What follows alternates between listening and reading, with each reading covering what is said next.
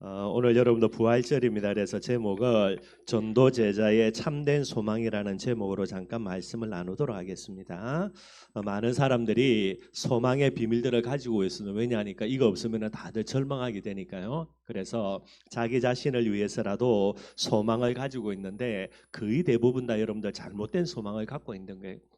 저와 여러분들은 하나님이 우리에게 허락하신 예수 그리스도의 복음을 참된 소망으로 붙들고요, 올바른 신앙생활하는 그런 응답 누리기를 바라겠습니다.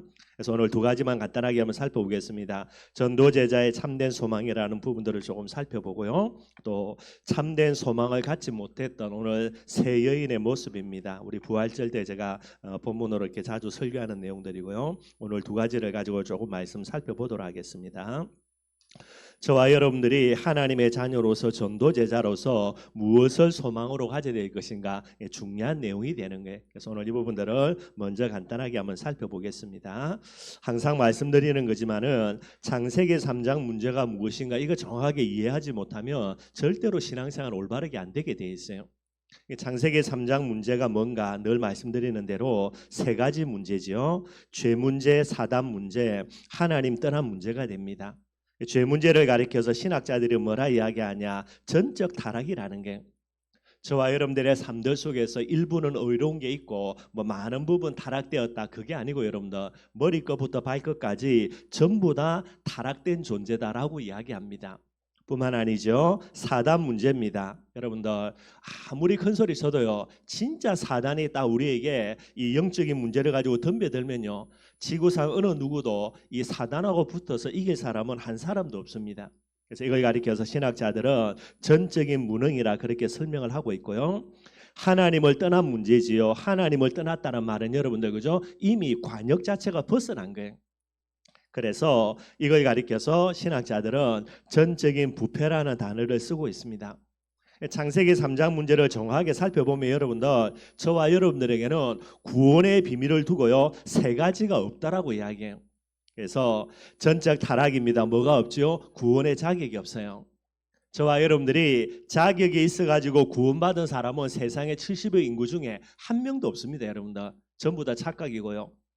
사단 문제입니다. 전적 무능이라 그랬죠. 구원의 능력 한 사람도 없어요. 여러분들 물론 우리가 능력 있는 거 맞습니다. 또 다른 사람과 비교하며 더 능력 있는 부분들도 물론 있겠죠. 그런데 구원의 능력은 70의 인구 중에 구원의 능력 가진 사람은 한 사람도 없어요. 여러분들 내 능력 가지고 구원받았다, 그게 교만이고요, 말이 안 되는 거고요.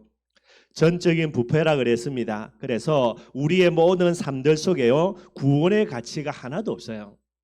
구원받을 만한 가치 있는 게 있냐? 전혀 없습니다. 여러분들 이게 이제 성경에서 말하는 창세기 3장 문제 속에 있는 인간의 그런 존재가 되게 되는 거예요. 그런데 안타깝게도 너무나 많은 사람들이 이것을 인정하지 않습니다. 여러분들 내가 구원받을 자격도 구원의 능력도 구원의 가치도 전혀 없는 존재다라는 것을 인정을 하지 않는 거예요. 그래서 많은 사람들이 덤벼들고요, 소망의 비밀을 두는 게 뭡니까? 많은 사람들이죠, 바르게 살면 될 줄 알고요, 율법의 소망을 둬요. 그리고 착하게 살면 될 줄 알고요, 윤리의 소망을 두고요, 열심히 살면 되는 줄 알고 뭐의 소망을 둡니까? 종교의 소망을 두게 되는 겁니다. 이게 사람들이 지금 갖고 있는 소망이 되는 거예요. 근데 여러분들 소망처럼 보여지요. 그런데 어느 순간요, 진짜 본인에게 죽음의 문제가 딱 잡혀올 때에 그때서야 이게 소망이 아닌 거구나, 그때서야 발견하는 거예요.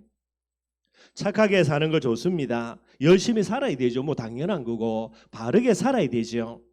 그런데 정말로 우리에게 죽음의 문제가 딱 닥쳐온다 할 때 여러분들 이게 소망의 제목이 아니구나, 헛된 소망이고 틀린 소망이구나, 그제서야 깨닫게 되게 되는 거예요. 그러니 어떻게 됩니까 여러분들? 잘못된 소망으로 발견하는 그 순간 뭐에 빠져듭니까? 결국은 이제 절망입니다. 이 속으로 들어가지게 되는 거예요. 많은 사람들이 큰 소리 칩니다 여러분들. 그런데 진짜 죽음의 문제가 안 나와서 그렇고요, 정말로 본인에게 죽음의 문제 딱 다가오면 아무것도 소망이 없는 줄로 그제서 발견을 하게 되게 되는 거예요. 그래서 하나님이 우리에게 참된 소망의 제목으로 영원한 해답입니다. 우리에게 주신 게 뭡니까? 그게 그리스도예요. 아직까지 여러분들 창세기 3장의 쓴맛을 못 봐가지고 그죠? 뭐 나는 구원의 자격이 있니? 구원의 능력이 있니? 내게는 그래도 가치 있는 게 있니? 큰 소리 치지요. 그 큰 소리 치는 만큼 그리스도 아닌 다른 부분에 소망을 두고 있게 되어지고요. 어느 날 시간표 옵니다, 여러분들. 정말로 나는 아무 자격도요, 가치도 능력도 그런 의미도 없는 존재이구나 깨달아질 날이 온다니까요. 그때서야 뭐가 됩니까? 그리스도가 진정한 해답이 되는 거예요. 저와 여러분들이 이 자리에 예배드리고 앉아 있는 건 뭐죠? 이미 과거에 창세기 3장 문제, 그죠? 이 부분을 체험했기 때문에 그리스도라는 해답 갖고 이 자리에 앉아 있는 거예요. 그리스도입니다. 기름 부음 받은 자죠. 왜 기름 부음 받은 자가 돼야 됩니까? 창세기 3장의 세 가지 문제를 해결하는 직책을 기름 부어서 세운 거예요. 죄 문제입니다. 그래서 제사장이 필요하고요. 제사장에게 기름을 붓습니다. 사단 문제지요. 만왕의 왕이 필요합니다. 그래서 왕을 세울 때 기름을 부은 거고요. 하나님을 떠나 있습니다. 하나님을 만나야 되지요. 그래서 선지자에게 기름을 부은 거예요. 창세기 3장을 살아가는 저와 여러분들에게 하나님이 참된 소망의 제목으로 우리에게 허락하신 게 뭡니까? 그게 그리스도입니다, 여러분들. 그리스도의 소망을 두고요, 우리가 살아가게 될 때에 어떤 우리를 절망 가운데 빠져들게 만드는 창세기 3장의 그런 문제가 닥친다 하더라도요, 이걸 우리가 뛰어넘을 수 있는 거예요. 참된 소망이니까. 그래서 여러분들 항상 그리스도라는 하나님의 해답, 소망을 붙드시기를 주님의 이름으로 축원드리겠습니다. 하나님의 해답인 그리스도를요, 하나님이 성령을 통해서 우리에게 보내주겠다 약속하신 거예요. 그게 구약입니다. 메시아의 언약, 신약이죠. 그리스도라 그러는 거예요. 창세기 3장 15절에 여자의 후손을 보내주어서 그리스도의 직책을 이루겠다라고 하나님이 약속하셨습니다. 여자의 후손이니까 이사야 7장 14절이죠. 처녀의 몸으로 태어나야만 되게 되는 거예요. 이게 여러분들 우리가 늘 이야기하는 그리스도라는 복음의 비밀이 되게 되는 거고요. 근데 그 정도가 아닙니다, 여러분들. 이 그리스도라는 해답을 우리에게 주시면서 그리스도 보내주겠다 그랬는데요. 이 그리스도라는 복음을 위하여서 하나님이 행하신 5가지 중요한 사건이 있습니다. 이걸 제가 설명을 하기를 해답이고요. 그 다음에 하나님이 이미 우리에게 주신 응답이라 그렇게 이야기하는 거예요. 뭐 5가지 여러분 이거 모르고서는 올바른 복음 속으로 못 들어가시게 됩니다. 그 첫 번째가 뭐지요? 성육신이에요. 하나님이 약속하셨습니다. 메시아 보내주겠다 약속하셨지요. 약속대로 이 세상에 오신 거예요. 이 세상에 위인들요, 영웅들 너무나 많이 있습니다. 근데 여러분들 그 영웅이 태어나기 전에 그 영웅이 태어날 것을 예언된 사람이 있냐? 하나도 없어요, 여러분들. 뭐 있다라고 그렇게 이제 포장해서 거짓말로 사기치는데 그건 전부 다 사기고. 근데 여러분들 그리스도는요 하나님의 해답이기 때문에 그냥 마구잡이로서는 안 되는 거고요. 반드시 하나님의 예언된 대로 와야 되는 거예요. 유일합니다, 여러분들.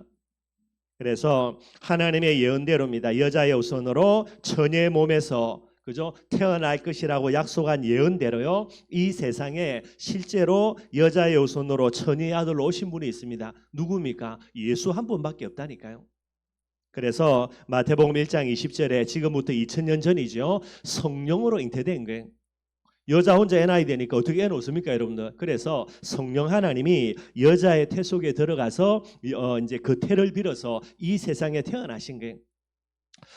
뭐 역사학자들 중에 이제 기독교적인 이제 색깔을 갖고 있는 사람들이 뭐 이 부분들을 많이 추적을 합니다. 고생해가지고 예수님의 무덤 찾아내가지고요, 그 무덤 속에서 어떤 흘린 피 같은 거 이런 걸 찾아내가지고 이제 유전자 검사를 해봤다 그래요. 뭐 맞는지 안 맞는지 이제 세상에서는 인정을 하지 않죠, 여러분들. 그러나 기독교에 관련된 부분을 갖고 있는 과학자들, 역사학자들이 이제 자기들이 추적해 나간 거예요.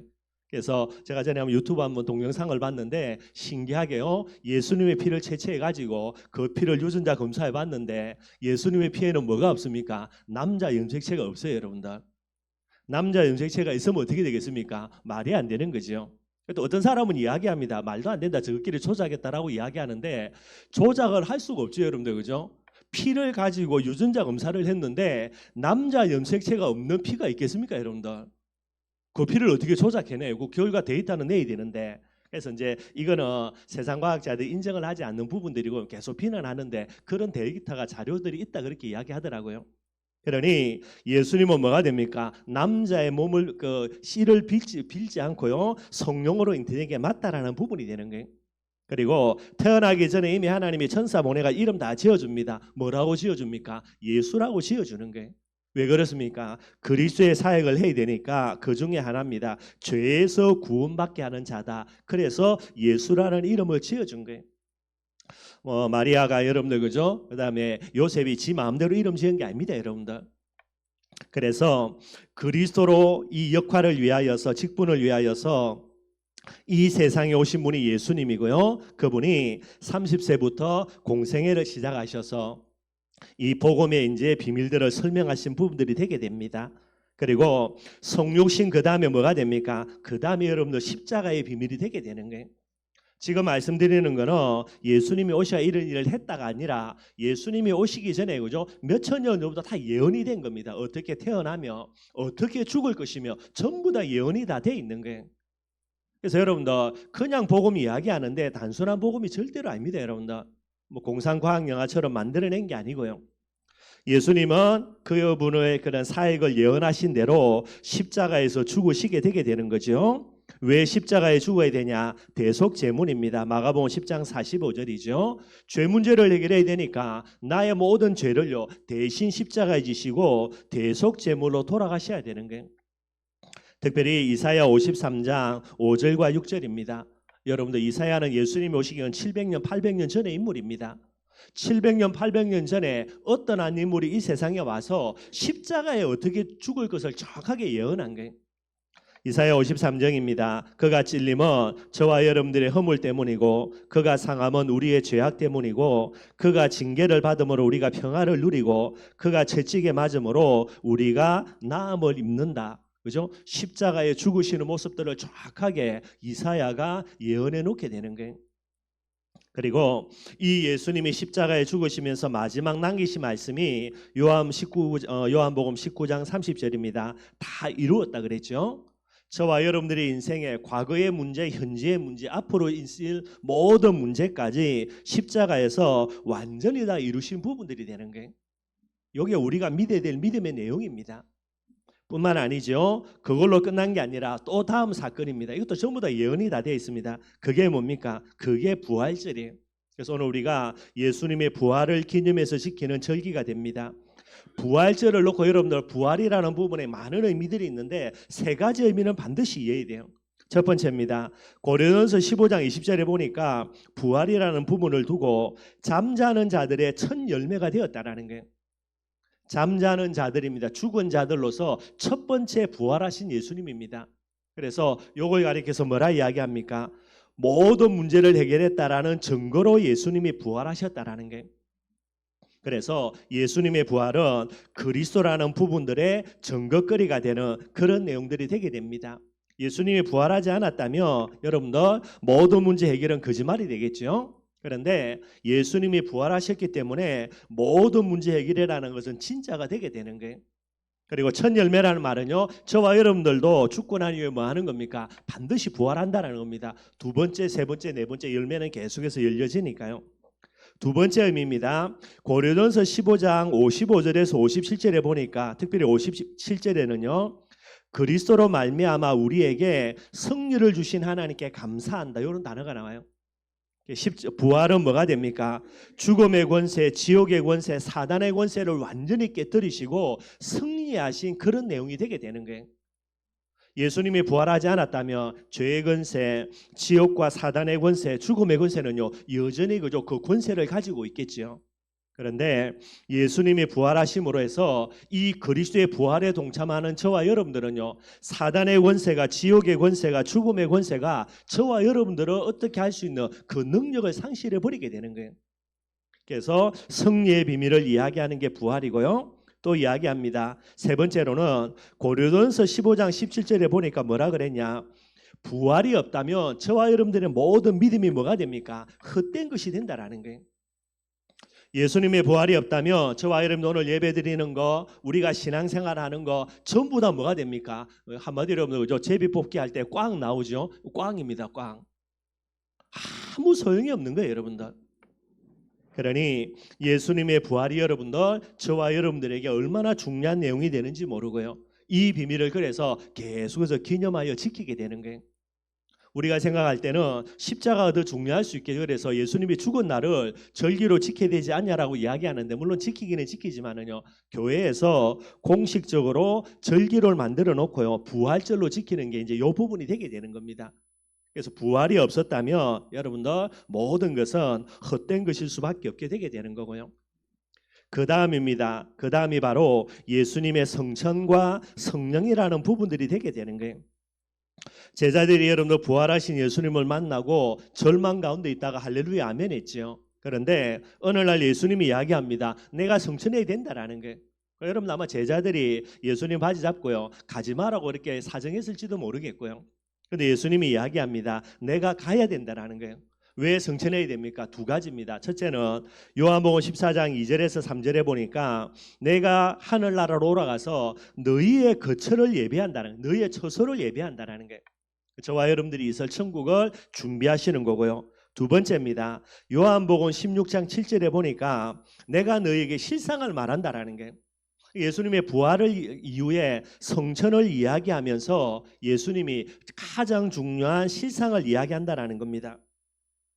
그래서 요한복음 16장 7절에 실상을 말하는데 내가 떠나가는 것이 너희에게 유익하다라는 거예요. 왜 유익합니까? 내가 떠나가야만 성령을 너희에게 보내주겠다라는 거예요. 그러면서 예수님이 이야기합니다. 내가 천국으로 떠나가지 아니하며 절대로 보혜사가 너에게 올 수 없다라는 거예요. 그럼 예수님과 함께 있는 게 낫지. 뭐 성령은 잘 모르니까 제자들이, 그죠? 예수님과는 3년 동안 공생에 같이 따라다니면서, 그죠? 기적도 이적도 많이 행했으니까 예수님과 함께 있는 게 할렐루야지. 뭐 잘 모르는 성령이 오는 게 할렐루야냐? 그렇게 반문할 수 있겠지요. 부활하신 예수님이 성천하셔서 성령을 보내주지 아니하면 여러분들 24시간 임마누엘이라는 비밀들이 안 되게 되는 거예요. 그래서 예수님이 만약에 우리 교회에 와 있다, 부활하신 예수님이, 전 세계 예수 믿는 사람은 어떻게 됩니까? 요 다 와야 됩니다. 뭐 돈 있는 사람은 비행기 타고 오면 되겠죠, 여러분들. 그러면 북한에 있는 예수 믿는 사람들 어떻게 옵니까? 그죠? 올 수가 없는데. 그러니까 여러분들 이 부분에 문제가 오는 거예요. 그래서 예수님이 내가 성천하고 난 이후에 성령을 너에게 보내주는 게 너에게 훨씬 더 유익하다. 왜 그렇습니까? 성령 하나님이 24시간 내 안에 영원토록요 나와 함께하는 부분들이 되는 거예요. 예수님이 부활하신 그 몸을 가지고 이 세상에 계시면요 24시간 함께 못합니다. 여러분들 죽었다 깨어나도 안 되는 거예요. 그래서 예수님이 내가 떠나가는 게 너에게 유익하다라고 이야기한 부분들이 됩니다. 여러분들, 그죠? 우리가 임마누엘의 축복을 못 누린다, 예수님의 성천하신 목적을 다 상실하게 되는 거예요. 악착같이 임마누엘의 축복은 반드시 누려야 되는 거고요. 그래서 요한복음 14장 16절입니다. 또 다른 보혜사, 원래의 보혜사는 예수님, 또 다른 보혜사는 성령 하나님, 우리를 보호해주고 우리에게 은혜를 주고 우리를 가르치는 분, 원래는 예수님이고요. 그 다음에 성령 하나님이 됩니다. 또 다른 보혜사를 너희에게 보내어 주어서 영원토록 너희와 함께 하겠다. 성령을 우리에게 보내줘야 되는 제일 중요한 이유예요. 요한복음 14장 26절입니다. 이 성령 하나님이 우리 안에 함께 계셔서 우리를 친히 인도해 주겠다라는 거예요. 그래서 예수님이 성천하셔야 되고, 성천하신 예수님은 그분을 통하여서 성령을 보내주셔야만 되게 되는 거예요. 그래서 이 부분들을 설명할 때에 왜 성령으로 해야 되느냐, 2000년 전에 십자가에서 모든 문제를 해결하신 그 보혈의 능력과 축복을요 2000년이 지난 지금 내 안에 내게 적용하는 부분들이 성령으로 적용이 되게 되는 거예요. 그리고 마지막입니다. 이게 이제 재림의 비밀이지요. 예수님이 성천하실 때에 사도행전 1장 11절입니다. 천사들이 이야기합니다. 너희들이 눈으로 본 그대로 예수님이 분명히 다시 재림하신다라는 게, 이게 이제 재림이라는 언약이 되게 되는 거고요. 언제 재림합니까? 언제인지는 모르지만은 마태복음 24장 14절에는요 모든 민족에게 복음이 전거되고 난 이후에 이 세상의 끝이 온다라는 거예요. 세계 복음입니다, 여러분들. 그래서 재림이라는 부분들을 두고 여러분들 반드시 세계복음화의 언약으로 딱 연결을 시켜야 되는 거고요. 이 세계복음화의 언약이 뭐가 돼야 됩니까? 저와 여러분들의 사명이 돼야 되는 거예요. 그래서 마태복음 28장 18절에 20절입니다. 너희는 가서 모든 족속으로 제자를 삼으라. 이게 예수님의 마지막 지상 명령이에요. 요 5가지 사건입니다. 이걸 가리켜서 복음의 5대 사건 이야기하기도 하고요. 4가지는 다 이루어졌습니다. 마지막 재림만 남아있는 부분들이 되게 되는 거예요. 그래서 여러분들 이 하나님의 해답 그리스도, 그리고 하나님이 내게 주실 응답, 이미 주신 응답, 5대 사건 중에 4가지, 그죠? 성육신 하셔서 십자가에 죽으시고 부활하셔서 성령으로 내 안에 함께 계신 이미 주신 응답이고요. 마지막 하나는 뭡니까? 앞으로 내가 받을 응답. 그래서 이걸 사명이라 이야기합니다. 재림이자 세계 복음화의 비밀 이야기하고요. 우스갯소리지만은 이 세계복음만 이야기하니까 이게 부담돼 가지고 이제 우리 교회 나가신 분이 있거든요. 지금도 제가 이해를 안 돼요. 세계복음화, 예수님 다시 재림에시 온다는 말인데 이게 왜 부담이 될까? 그리고 내보고 하라는 게 아니고 성령 충만 받으면은 땅 끝까지 세계복음화 되어질 건데 할렐루야 아멘인데요. 뭐 지금도 잘 이해는 안 됩니다. 여러분들 혹시나 부담 가지실까 봐 생각하는데 여러분들로요 나가가지고 선교사 되란 말이 아니고 여러분들이 은혜 받고 있으면 나를 통하여서 예수님이 세계복음화의 축복 응답을 누리게 한다, 뭐 그런 내용이 되니까 부담 가지실 필요는 없게 되는 거고요. 그래서 하나님의 해답을 나의 해답으로요, 하나님의 응답을 나의 응답으로, 그리고 하나님이 내게 주실 응답입니다. 하나님의 사명을 내 사명으로 붙드는 그 사람, 이걸 가리켜서 나의 복음이라 이야기하죠. 복음이 내 끝된 사람이 전도제자인데 전도제자의 참된 소망이 되는 거예요. 다른 소망이 아닙니다, 여러분들. 그 소망이 물론 그리스도 되어야 되는데 조금 여러분들 이제 풀어서 설명하면은 3가지 소망이 되게 되는 거예요. 이게 참된 소망입니다. 어떤 절망의 일이 일어나도요 절망 속으로 빠져들지 않게 되는 거예요. 이 소망이 참된 소망이니까. 첫 번째가 뭐가 되겠습니까? 십자가의 소망이 됩니다. 십자가 왜 소망이 되죠? 저와 여러분들에게 어떤 문제가 온다 하더라도요 예수가 그리스도는 언약 잡고 있으면 뭐가 됩니까? 이 모든 문제는 정거거리로 역전되게 되는 거예요. 그래서 여러분 우리가 언약 잡아야 되는 거예요. 정거의 소망입니다. 십자가의 소망이고요. 두 번째는 어떤 소망 되어야 됩니까? 부활의 소망입니다. 실제로 하나만 이야기하라면 이게 부활의 소망이 전부 다예요, 여러분들. 저와 여러분들이 비록 내가 죽음의 문제가 내가 닥쳐온다 하더라도요 오늘 내가 죽는다 하더라도 이게 끝이 아니라 뭐가 되는 겁니까? 반드시 우리는 부활해서 영원한 천국에서 영원토록 산다라는 거예요. 마음 아프게 원치 않은 일들이 일어나서 그죠? 죽음이라는 부분을 통하여서 뭐 헤어질 수도 있죠, 여러분들. 그러나 이게 영원한 이별이 아니라 잠시 이별이 되는 거예요. 그래서 뭐 하는 겁니까? 천국에서 반드시 다시 만난다라는 그런 내용들이 되게 되는 겁니다.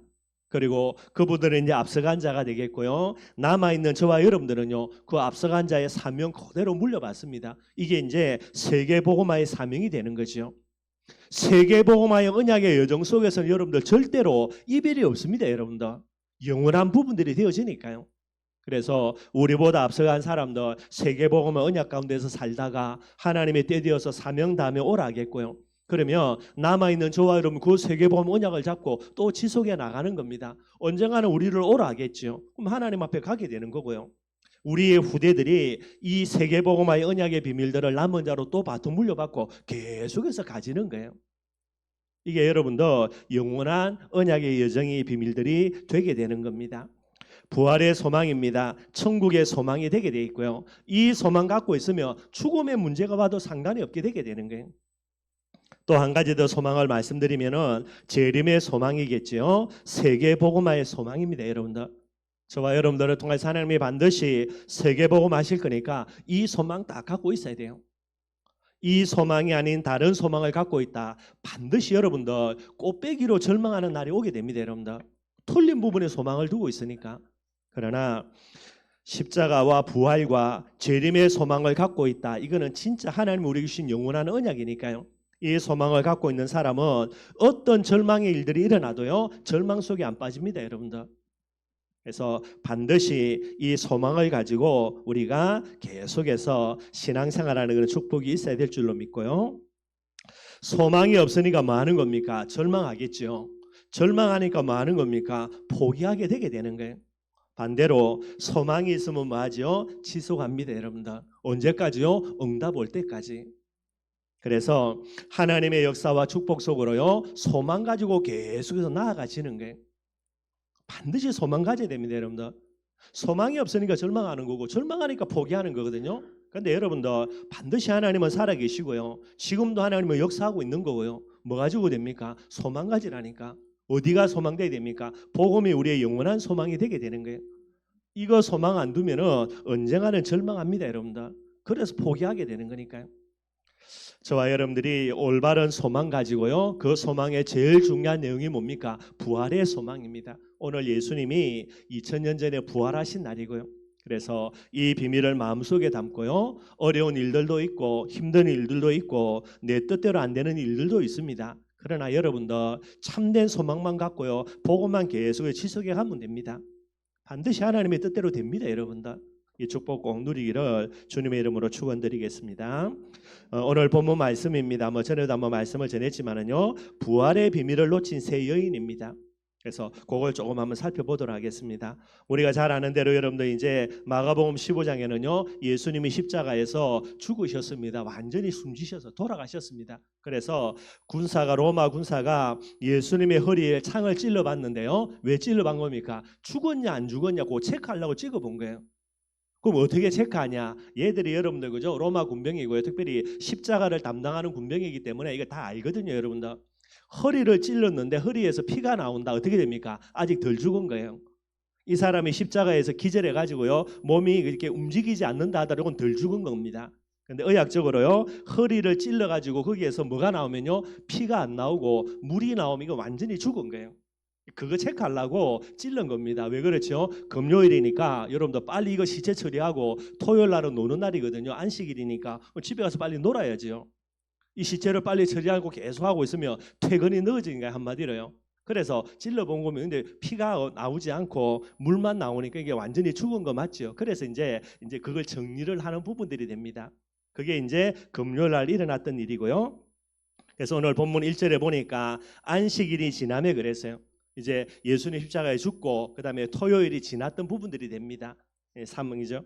그래서 안식일이 지났다는 말이 있고요. 안식일은 여러분들 금요일 해질 때부터 토요일 해가 질 때까지가 안식일이에요. 우리 지금 시간하고 좀 다르죠, 여러분들. 그죠? 밤 12시부터 시작해가지고 그 다음날 밤 12시까지가 우리가 말하는 그런 하루라는 기준인데 안식일 제도에서는 기준이 뭐가 되냐면 금요일 해질 때에 예를 들어 지금쯤이라면요. 금요일 7시부터 그 다음날 7시까지가 하루입니다, 여러분들. 요게 이제 안식일이 되게 되는 거예요. 안식일이 지남에 막달라 마리아, 야고보 어머니의 마리아, 또 살로메가 가서 예수께 바르기 위하여 향품을 사다 두었다가 언제 향품을 산 겁니까, 여러분들? 안식일이 끝나자마자입니다. 토요일 날 저녁이 해가 질 때 이후로부터 해가지고요. 그래도 움직일 수 있으니까 급하게 가가지고 토요일 밤에 이제 향품을 구입하는 거예요. 왜 향품을 구입하냐? 왕의 시신에 썩음을 방지하기, 부패를 방지하기 위해서 여러분들 시체의 향유를 바릅니다. 향품을 바릅니다. 그래서 예수님의 왕됨을 기억하고요. 아마 이 세 여자가 있는 돈 없는 돈 다 끌어모은 것 같아요. 왕의 시체에 바르는 향유니까 여러분들 값이 엄청나겠죠. 그래서 세 사람이 뭐 있는 거 없는 거 돈 다 끌어모아 가지고 이제 토요일 밤에 급하게 가가지고 향품을 준비해 놓는 겁니다. 그 전에 사고 싶어도 못 삽니다, 여러분들. 금요일 저녁부터 토요일 밤 될 때 그저 해가 질 때까지는 이게 안식일이기 때문에 어떤 물건도 팔지는 않아요. 그래서 이제 토요일 날 해가 이제 지자마자 안식일이 끝나자마자 향품을 사러 가는 겁니다. 뭐 그들의 의미는 거죠. 예수님이 만왕의 왕이기 때문에 그래서 그 예수님의 왕의 비밀들을 기념하기 위하여서 그렇게 이제 하는 부분들이 될 수가 있고요. 근데 여러분들 어마어마한 돈을 들여 가지고 향품을 사기는 사는데 이게 뭐가 됩니까? 이미 잘못된 거예요, 여러분들. 어떤 예수지요? 시체 예수라.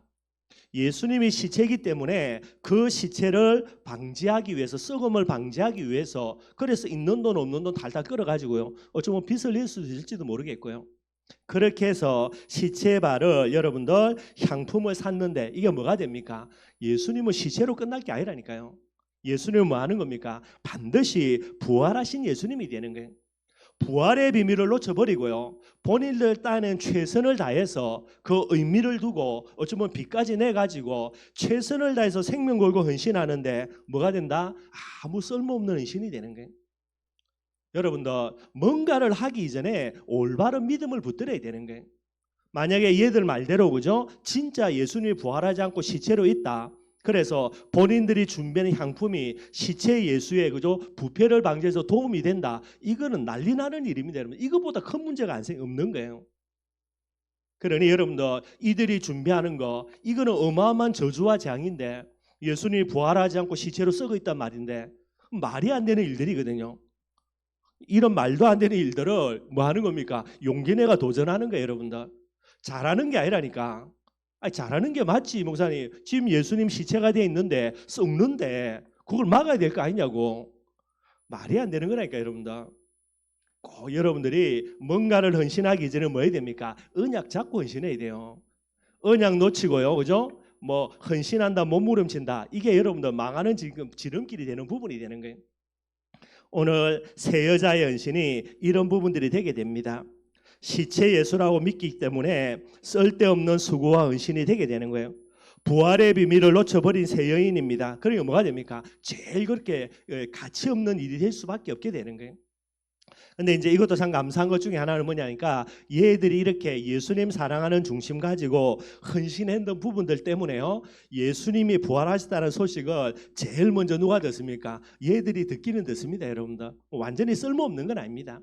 그래서 복음을 사랑하는 중심 가지고 헌신한다. 여러분들 뭐 어쨌든 간에 유익은 되기는 되는데 그래도 좀 안타까운 일들이 되게 돼 있고요. 2절에서 3절입니다. 안식 후 첫날이죠. 토요일이 안식일이니까 안식 후 첫날의 말은 이제 일요일이 되게 되는 거예요. 그래서 일요일 날 첫날 매우 일찍이 해 돋을 때에 그 무덤으로 가며 뭐 해 돋을 때 일어났다는 말은 여러분도 그죠? 진짜 아침 일찍 새벽녘에 일어났다는 말이고요. 시간의 헌신입니다. 아침 일찍 일어나서 남 다 자는 시간에 자지 않고요. 일어났다. 이것도 여러분들 참 귀한 일이지만은 방금 전에 이야기했던 이것도 쓸모없는 헌신이고 여러분들. 예수님은 시체가 아닌데 살아나셨는데 부활하셨는데 그것을 인정하지 않고 믿지 않고요. 시체라는 부분들을 가정을 두고 뭔가를 하든지 간에 그건 전부 다 쓸모없는 헌신이요. 쓸모없는 희생이 되게 되는 거예요. 3절입니다. 이제 아침 일찍 일어나서 예수님의 무덤에요. 이제 향품을 짊어지고 가는 겁니다, 여러분들. 제가 볼 때는 새 여자가 그죠? 가니까 여러분들 그죠? 아마 이게 간단한 건 아니고요. 아마 머리에 이렇게 이고 가는 부분이 될지는 모르겠는데 가면서도 고생 실컷 할 것 같고요. 3절입니다. 가면서 이야기합니다. 누가 우리를 위하여 무덤 문에서 돌을 굴려주려 하려니 가면서 뭐 하는 겁니까? 열심히 염려하고 걱정하는 거예요. 왜 염려하고 걱정하는 겁니까? 뻔한 부분이죠. 이것조차도 여러분들 전부 다 쓸데없는 거예요. 염려 걱정조차도 쓸데없는 여러 염려와 걱정이 될 수밖에 없는 그런 내용들이 되게 되는 겁니다. 그래서 이제 실거리에 서로 고민하면서 염려 걱정 않고 가는 거예요. 여러분들 4절입니다. 예수님의 무덤에 딱 도착했죠. 눈을 들어본저 벌써 돌이 굴러져 있는데 그 돌이 심히 크더라. 여러분들 복음의 비밀 모르고요, 그죠? 여러 가지 염려 걱정하는데 전부 다 쓸데없는 겁니다. 그들이 갈 때는 어마어마하게 예수님의 무덤을 막아놓은 그 돌을 어떻게 우리가 해결할까 고민 실컷 하는데 가보니까 어떻게 되죠? 이미 돌은 여러분들 다 굴러져 나와 있는 거예요. 왜 그렇습니까? 부활하신 예수님이 무덤 속에 뭐 때문에 머무르겠어요, 여러분들? 그러니 전부 다 이런 형태가 되는 거예요. 다시 말씀드리지만 신앙생활입니다. 여러분 뭐 해야 됩니까? 그냥 하나님을 위해 헌신하면 되지 내 중심 가지고 아니라니까 여러분들. 무엇을 위해 헌신해야 됩니까? 진짜 하나님의 언약 가지고요. 올바른 부분에 헌신해야 되는 거예요. 나는 헌신했는데 왜 내게 이런 문제가 오냐? 틀린 부분에 헌신하니까 쓸모없는 데 헌신하니까 불신앙 가지고 헌신하니까요. 그래서 잘못된 부분들이 되게 되는 거예요. 5절입니다. 청년이 그죠? 5절에 무덤에 들어가서 흰 옷을 입은 한 청년이 우편에 앉은 것을 보고요. 들어갔더니 누가 있습니까? 시체 예수님은 없고요. 온데간데 없고 그죠? 이상한 흰 옷 입은 청년이 있는 거예요. 실제로 천사죠, 여러분들. 천사가 앉아 있는 겁니다. 얼마나 놀라겠습니까, 여러분들 그죠? 사람의 모습이 아니라 천사의 모습입니다. 표현하기를 흰 옷 입은 청년이라 이야기하는데 천사니까 여러분들 얼마나 놀라겠어요, 여러분들. 6절입니다. 천사가 이르되 청년이 이르되 천사입니다. 천사가 이르되 놀라지 말라. 그 다음에 이야기합니다. 너희가 십자가에 못 박히신 나사렛 예수를 찾는구나. 무슨 말이죠? 너희가 지금 잘못됐다라고 천사가 책망하는 거예요. 무엇을 찾습니까? 십자가에 못 박혀 있는 예수를 찾는 거예요. 시체 예수를 찾는다라는 겁니다. 정말로 잘못된 거예요, 여러분들. 만약에 시체 예수로 예수님이 그 자리에 누워있다. 뭐가 된다고요? 부활이 없다면 우리의 모든 신앙은 헛것이라 그랬죠. 만국광인데 그러니까 여러분들 이걸 놓고 도전하는 부분이 되는 거예요. 천사가 책망합니다. 새벽 일찍 일어나서 있는 돈 없는 돈 가지고요, 향품 사가지고 여기까지 실컷 고생하며 왔는데 덜어먹는 거는 뭡니까? 칭찬은 그냥 욕망 바가지로 얻어먹는 거예요. 왜 너희들이 오늘 이곳에 와가지고 시체 예수를 찬양하는 거예요? 천사가 이야기합니다. 그가 살아나셨고 여기 계시지 아니하느니라. 보라, 그를 두었던 곳이니라. 예수님의 그런 이제 누웠던 시체를 두었던 그 장소를 보여주는 거죠. 예수님은 시체 예수로 있어서는 안 되고요. 반드시 예수님은 부활하셔야 됩니다. 부활하신 예수님은 이 무덤에 있는 것이 아니라 예수님이 이야기하셨습니다. 제자들에게 내가 부활해서 반드시 갈릴리에서 너희들을 기다리겠다. 그렇게 이야기하신 거예요. 어디로 가야 됩니까? 무덤에 갈 것이 아니라 갈릴리 가서 예수님 기다리면 되는 거예요, 여러분들. 그게 믿음이에요. 그게 올바른 하나님의 언약 속에 있는 중요한 비밀이 되게 되어 있고요. 그러니 본인들은 실컷 고생하고 헌신하고 다 하는데 뭐 만들었습니까? 욕망 바가지로 얻어먹는 겁니다, 여러분들. 이걸 신앙생활 잘한다라고 이야기하면 곤란한 내용들이 되게 되는 거예요. 그래서 5절에 이제 천사가 파송되고 6절에 천사가 이야기하는데, 만약에 여러분 이 세 여자가 예수님의 부활을 믿고요, 무덤에 안 가고 갈릴리 가서 앉아 있었다면 뭐 하나님이 천사 보내겠습니까, 여러분들? 보낼 이유가 없지, 여러분들. 그죠? 이 쓸데없는 짓을 하니까 엉뚱한 데 와가지고요, 와보고 예수님 시체가 없는 줄 알고 또 얼마나 놀래면서 울고불고 여자들요. 그러니 하나님이 천사 보내가지고 놀라지 말도록, 울지 말도록 달래는 거예요, 여러분들. 쉽게 이야기하면 천사를 이런 식으로 보내면 머리 아픕니다, 여러분들. 쓸데없이 그죠? 천사들 피곤하게 괜히 그죠? 불신앙 가지고 엉뚱한 짓거리 하는데 가가지고 달게 줘야 되고, 여러분들 그죠? 이런 식으로 천사를 파송한다. 그거는 곤란한 부분들이 되게 되는 거고요. 오늘 여러분 6절 말씀입니다. 반드시 기억해야 됩니다. 지금도 많은 사람들이 복음의 비밀을 모르고요, 복음을 내 것으로 못 삼고 있으니까 전부 다 뭐 찾고 있습니까? 시체 예수 다 찾고 있는 거예요. 저와 여러분들은 복음 가진 사람들입니다. 전도 제자들입니다. 우리가 찾는 예수는 뭐가 돼야 됩니까? 부활하신 예수, 승리하신 예수예요.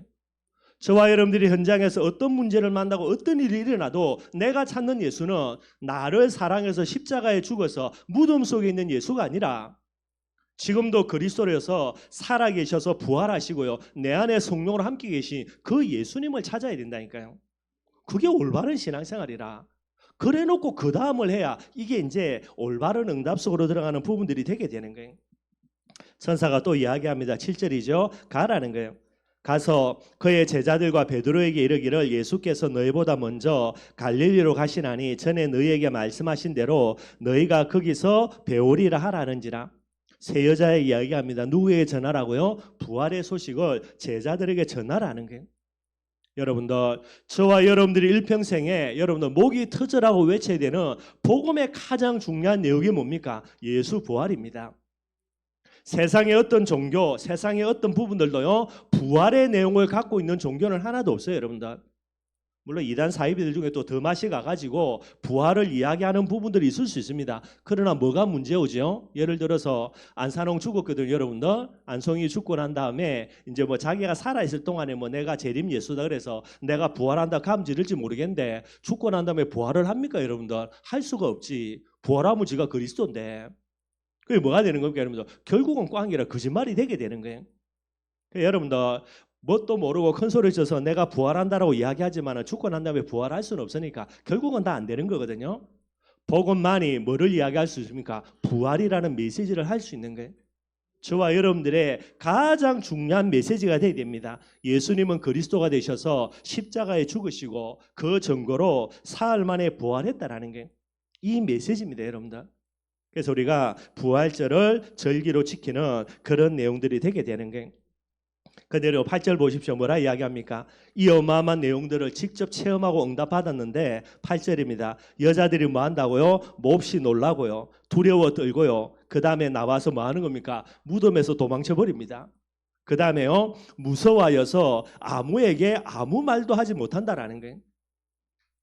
중심 하나 귀한 거는 맞습니다. 예수님을 사랑하는 마음 가지고 시체 예수님을 위해서 썩지 않도록 어마어마한 돈 들여가지고 향품 샀어요. 남들 다 자는 시간에 새벽 일찍 일어나가지고 그 향유를 메고 이고 그죠? 무덤까지 와 있어가지고요.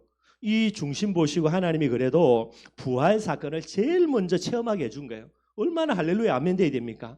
근데 이 응답 받고요, 놀라고 떨며 두려워해 가지고요, 제자들에게 아무 말도 하지 못하고요, 그냥 그렇게 있게 되어지는 거예요. 응답 중요하죠, 여러분들. 그러나 응답 받아본도 소용이 없게 됩니다. 이런 케이스들은요. 물론 이제 마가복음에 이런 기록이 되어 있는데 다른 성경을 보면 여러분들, 그죠? 이 소식을 베드로와 제자들에게 알려줍니다. 그러면 뭐가 맞지 않냐? 이제 전체적인 부분들을 정리를 해보면 이 사건을 체험하고 난 다음에 너무나 무서워서 덜덜 떨다가 조금 시간이 지나가지고 이제 맨정신 차려놓고 보니까요, 이게 맞거든. 그래서 이제 나중에 시간이 조금 지나서 제자들에게 말한 부분이다. 그렇게 여러분들이 이해를 하시면 되겠고요. 최고의 응답, 최고의 축복을 받았으면서도 뭐가 없습니까? 이들이 믿음 가지고 응답받은 게 아니라 여러분들, 그죠? 불신앙 속에서 응답받아 버린 거예요. 그러니 이게 아무 소용이 없게 되는 그런 형태가 되게 되는 겁니다. 응답이 아닌 것을 위해서 헌신하고 희생하는 세 여인의 모습입니다, 여러분들. 응답이 아닙니다, 여러분들. 시체 예수는 응답이 될 수가 없고 응답이 되었어도 안 되고. 그리고요, 이렇게 내어가니까 어떤 일이 일어나냐? 진짜 응답, 참된 축복을 받고서도 이 축복과 응답이 본인들과는 전혀 상관이 없게 되게 되는 거예요. 반드시 기억해야 됩니다, 여러분들. 그래서 오늘 이제 서두로 그죠, 참된 소망 이야기했던 대로요, 그리스도라는 부분이 우리에게 참된 소망이 안 되면 여러분들이 아무리 응답받아도 그건 내와 상관없는 겁니다. 그래서 올바른 언약을 가지고 진짜 여러분들 올바르게 신앙생활 되는 부분도 제가 늘 말씀드리는 거고요, 저와 여러분들이 꼭 붙들어야 되겠고요. 말씀 결론 맺도록 하겠습니다. 전도 제자인 저와 여러분들입니다.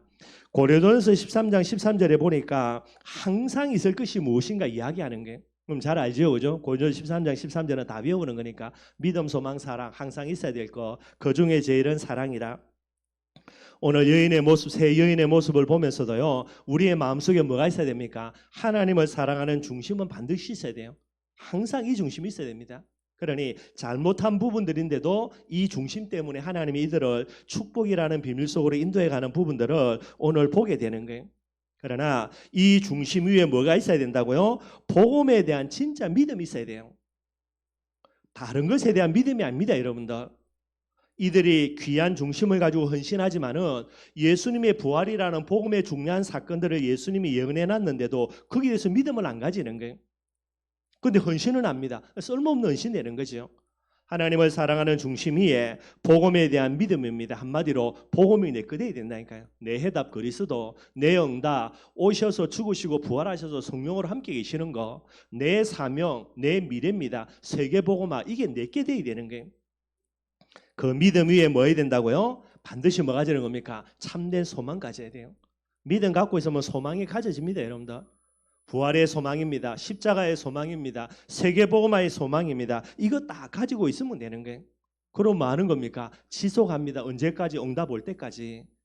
우리가 몸부림친다고 응답을 빨리 주는 게 아닙니다, 여러분들. 응답의 시간표가 돼야 응답이 오는 거예요.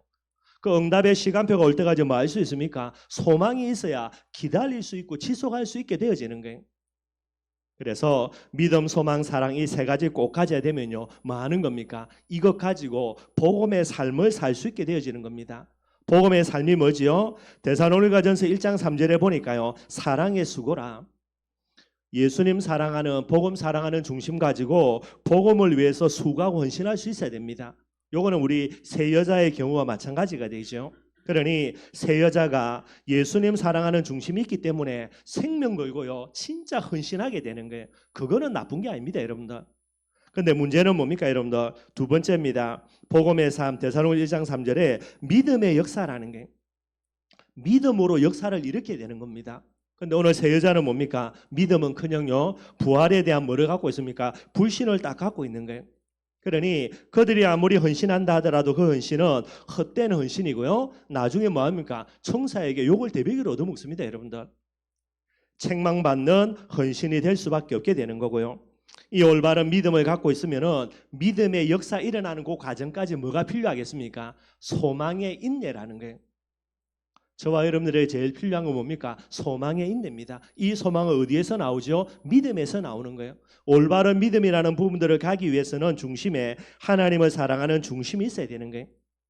그리고 오늘 여자들이, 그죠? 부활이라는 부분에 대한 믿음이 없으니까 뭐 하는 겁니까? 소망이 없습니다. 예수님 십자가에 죽었으니까 절망 속에서 움직이는 거예요. 예수님을 사랑하는데 그 예수님께 받은 은혜가 너무나 큰데, 그런데 이 예수님이 십자가에 죽어서 무덤에 장사돼 가지고 시체로 썩어가는 거예요. 절망입니다. 절망 속에서 움직이는 겁니다. 그래서 여러분들 돈 들여가지고 향품 사고요, 아침에 일찍 일어나고요, 아무리 헌신해도 절망 속에서 나오는 거는, 그거는 여러분들 복음의 삶이 될 수가 없게 되는 거예요. 저와 여러분들 절망이 아닙니다. 뭐 해야 됩니까? 소망이라니까. 여러분들 절망 속에서 차라리 가만히 있고 뭐 하면 됩니까? 계속 복음 묵상해야 돼요. 뭐가 생길 때까지? 소망 생길 때까지. 우리는 소망 갖고 움직여야 되지, 절망 가지고 야 이러면 죽겠구나 그래서 움직인다, 움직이는 만큼 손해가 되는 거예요. 저와 여러분들은 전도 제자입니다. 복음의 삶을 살아야 되죠. 사랑의 수고, 믿음의 역사, 소망의 인내, 이것 가지고 복음의 모델이 돼야 되는 거예요. 이런 축복 누리기를 주님의 이름으로 축원드리겠습니다. 우리 오늘 말씀 생각하시면 특별히 부활절 오늘이 성찬 예식 거행하도록 하겠습니다.